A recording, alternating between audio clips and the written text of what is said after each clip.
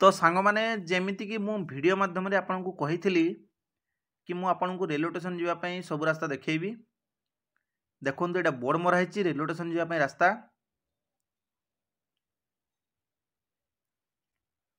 यही छकटी धोबाड़िया छक नाम प्रसिद्ध अटे।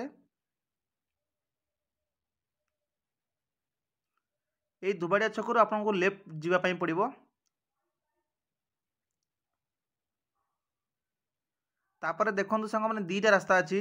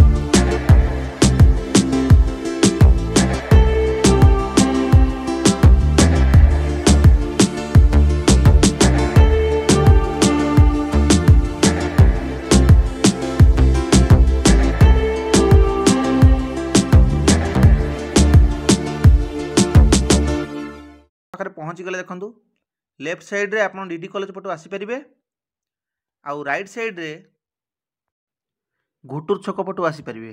देखु यहाँ घुटुर आसवा रोड। तो सांग मैंने चलतु मुझे देखी आपको रेलवे स्टेशन टोटाल बुलिकी। देखु केते सुंदर पार्किंग रही आपड़ी गाड़ी पार्क करके जापरेंगे किसी असुविधा नहीं। एंट्री फी अच्छी आपको एंट्री टिकट देखा दूसरी।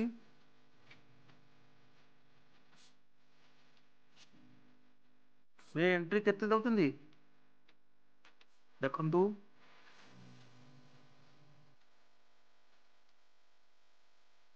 तो फ्रेंड्स चलतु जीवा रेलवे स्टेशन भीतर को।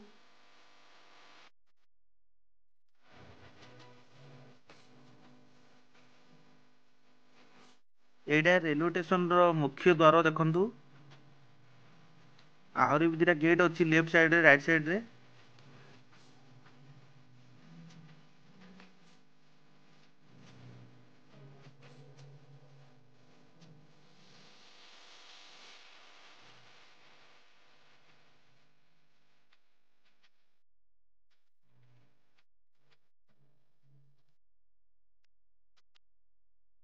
तो आज्ञा आप जोड़ा बड़बिल आ बलानी जावाई टिकेट नहीं पारे। आ भुवनेश्वर जाजपुर पुरी जावाई टिकेट नहीं पारे। आमर स्टपेज केवल ये।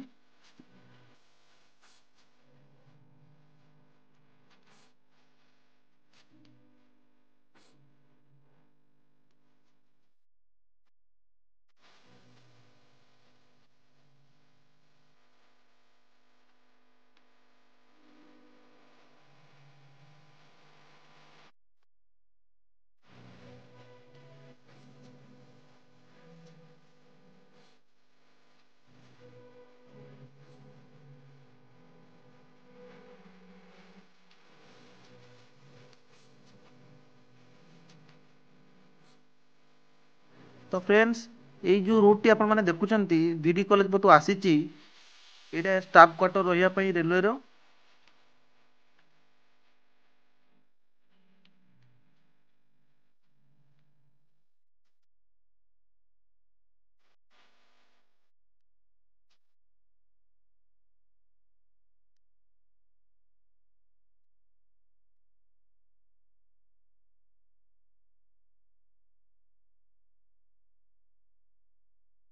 तो किछि यात्री माने जिबा पई एडी अपेक्षा करछन देखंतु।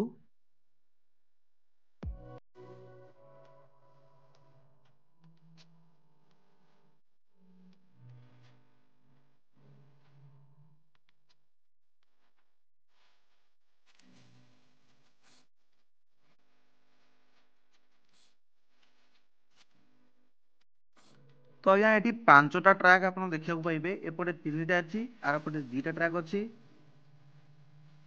स्टेशन रे।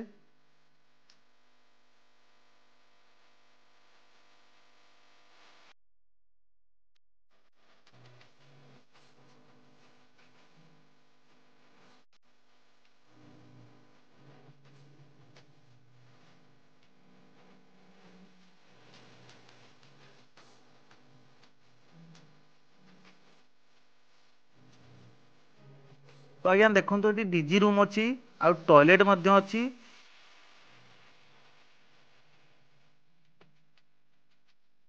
आ आपण जो स्नैक्स वगैरह किछि नै परिबे भी।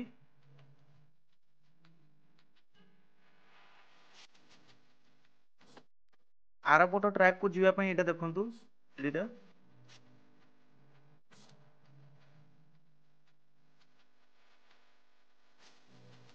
एठी गवर्नमेंट रो अंडरटेकिंग रे रूल पई पुलिस रो भी मध्य सुविधा अछि। शौचालय पाखरे देखंतु।